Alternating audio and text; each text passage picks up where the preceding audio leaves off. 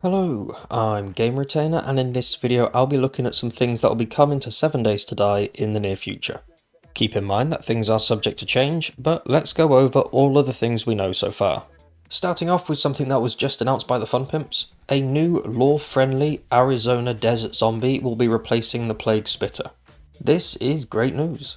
The Plague Spitter didn't really fit well in the game. Neither does the Frostclaw, to be honest, but hopefully we'll get a fix for that in the future. We do actually have an image of what the new desert zombie will look like. In my opinion, this is a huge improvement over the current model. I just hope that this new one doesn't spit bees, because that's really annoying. This change is set to come alongside version 2.5, which is supposed to be going into experimental at some point in early December.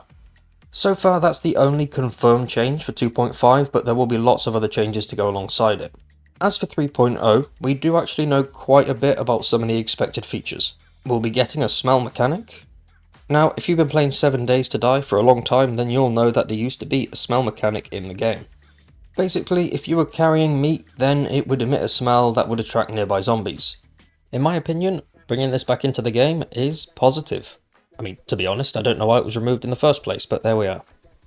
I'm quite a boring cook in 7 Days to Die, and I just tend to whip up some bacon and eggs and then go off and kill things. But if I had to take smell into account, then maybe I'd become a more avid in-game cook. Jars are also making a comeback.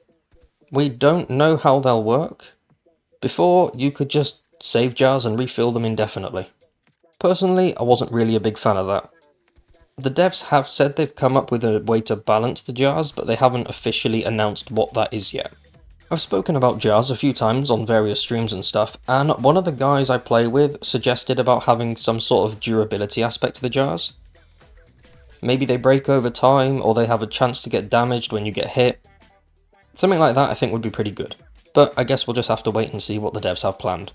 Now let's go over Bandits, and yes, I said the B word. Unfortunately, that feature has been delayed. Again. In the town hall stream that the Fun Pimps held surrounding the issues around 2.0, one of the co-founders did say that Bandits would be delayed because of the changes that needed to be made to 2.0. Now, I'm not going to give out my opinion on this, although I'm pretty certain I feel the same way as many of you guys watching the video do. But as far as we know, Bandits should be coming with 3.0. We don't know when 3.0 is, but it's supposed to be coming alongside it. Richard, the co-founder, then went on to say that most of the Bandit models are around 90% done. So, good news there. One of the things he did mention about Bandits was that they will have the ability to self-heal. That would be a nice addition to the game because it would force players to take a more tactical approach when trying to take down bandits. Moving on, we're getting a new workstation, that being the apiary. Apiary? It's bees, the bee thing. Getting honey early on is a bit of a time sink. Now, I'm not sure what the requirements will be in order for us to make the apiary workstation. I'm going to go with that, apiary workstation. But my guess is that we'll unlock it somewhat early into a playthrough. Hopefully. Similar to the Forge, this workstation will have some mods that can be attached. We'll be getting a bee smoker, a honey extractor, and a hive frame.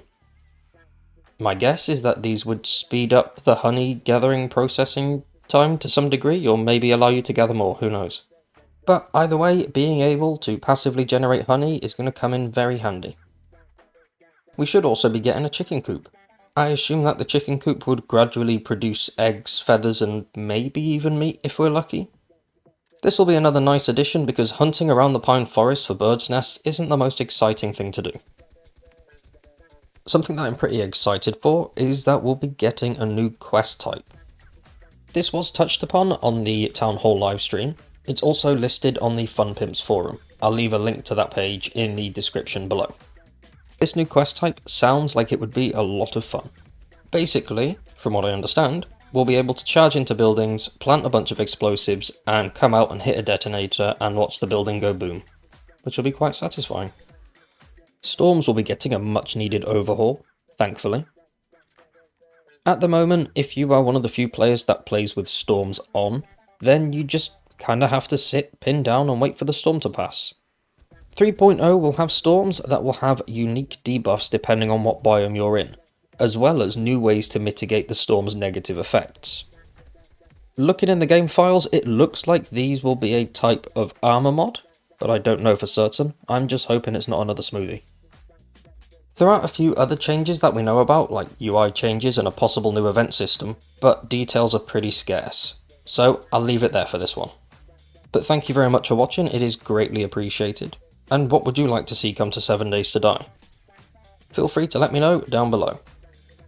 Thanks again for watching, and hopefully I'll catch you in the next one.